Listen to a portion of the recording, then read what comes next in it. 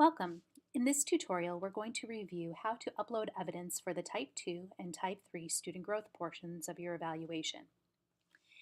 For this particular video, I'm going to go ahead and use a teacher that has a summative year in 1819, so not at the end of this year, at the end of next year.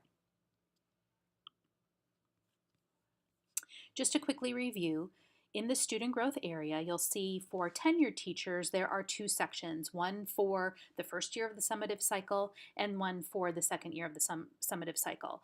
For non-tenured teachers, there will only be the one student growth because they're on a one-year cycle at this point.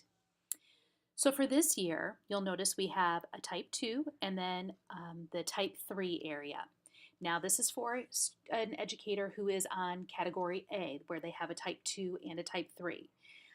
It looks a little bit different for those educators who have two Type 3s and are in Category B. You'll also notice that for the Type 3 there are two areas because one is for the actual goal that you submitted for your Type 3 and one is for the monitoring and the achievement. For the Type 2 there was no entry for the goal because that was developed through your assessment committees and approved by the PJC earlier in the year. So those assessments, those growth targets, all those pieces were already in place for you. And remember that the Type 2 is a team goal. So it's all of the students that are involved in your team. So if you're in ninth grade English teacher, then it would be all the students who are in your building taking the English 9 exam if you're tied to that particular assessment plan. If you're a third grade teacher, it would be the third grade students that are in your building. If you are a middle school math teacher, it would be in 7th grade, it would be all those students who took the 7th grade math exam if you're tied to that particular assessment. So again, it's a team goal using the whole cluster of students, whereas the Type 3 is specific to your class or classes, however you set up your population. So that's why these two things are a little bit different. With the Type 2, all you need to do is record your monitoring. And so there are two areas. There is the establishing and monitoring, which is your professional practice, and then there is the achievement of the growth goals.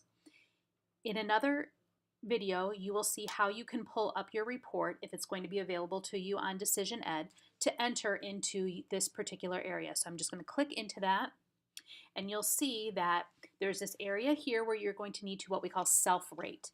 So based on the percentage of students in your group who met their target, you will indicate where that might be. And then here for the evaluatee evidence, what you're going to do is upload the document that you have downloaded from Decision Ed that shows that particular rating. And most of you know at this point now how to upload evidence in 2 stages for that. Make sure when you have done that you have completed this particular portion. So you'll hit that complete domain button. That will lock this for you. And educators are the only ones, I believe, who are able to lock this portion. The evaluators are not. And we want to make sure that every year we are inputting this evidence and locking it up so that for tenured teachers, you have that ability to choose which year Type 2 and which year Type 3 you will use when you get to your summative rating year. So I'm going to go ahead and close this particular section here. And then we'll look right here and you'll see it says completed. This is the area where you'll put your monitoring. So remember we have this rubric and there are some areas for you to reflect upon and enter evidence to support. So you'll self-rate and then you will indicate what evidence you have to support your self-rating. So you can upload that evidence and then please make sure you add some commentary in terms of what that evidence is. So if you're talking about your leadership role within your team and that proactive work that you have taken to help your team look at student data, plan interventions accordingly, then you'll want to upload that evidence and then just indicate what that evidence is so that your evaluator is able to take a look at it and review it.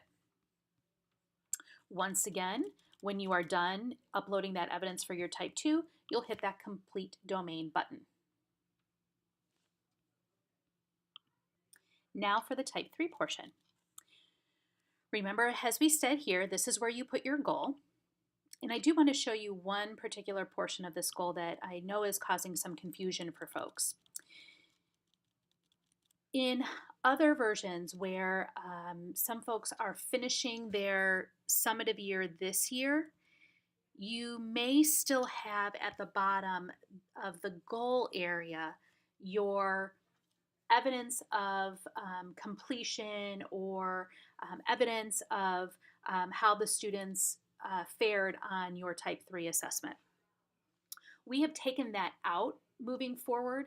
So those who are in a new evaluation cycle now, so those are our non-tenured teachers who are getting their summative this year and our tenured teachers who are getting their summative in 18-19, the people who are not in those two groups still have that probably at the bottom here.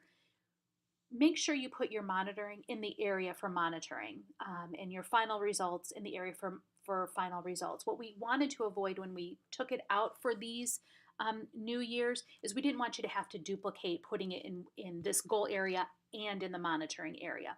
So just ignore it if you still have this in your goal area. So once again, for the monitoring, once you come to the end of your type 3, you're going to go ahead and click that area.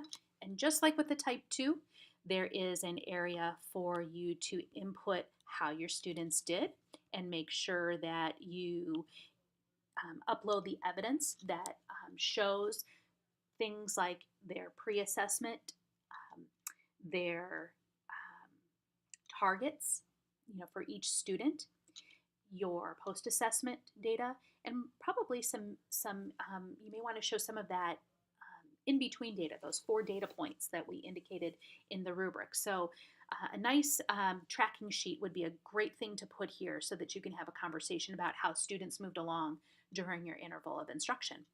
Once again, when you've done that, hit the Complete Domain button.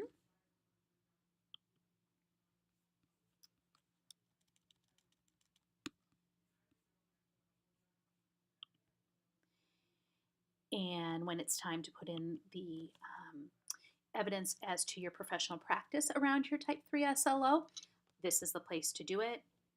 Once again, reflect on this rubric, upload any relevant evidence, and make sure that you give some commentary as to what the evidence is and how it pertains to the specific areas of this rubric. When you're done, and actually I'm going to go ahead and self-rate just so that I can close this to show you. You hit the Complete Domain button.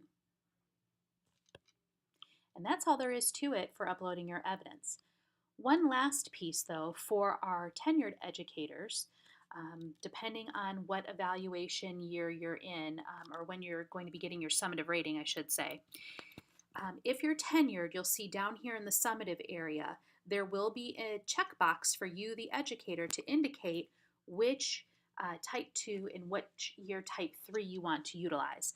So I've already done this for the type 2, but I'll show you for the type 3. Let's say that when I get to next year, I want to actually use my 18-19 data for my type 3 as part of my evaluation. I'm going to then click that and hit the Save button so that my evaluator knows which module to look at when giving me my rating or entering the rating for the student growth. That concludes this module.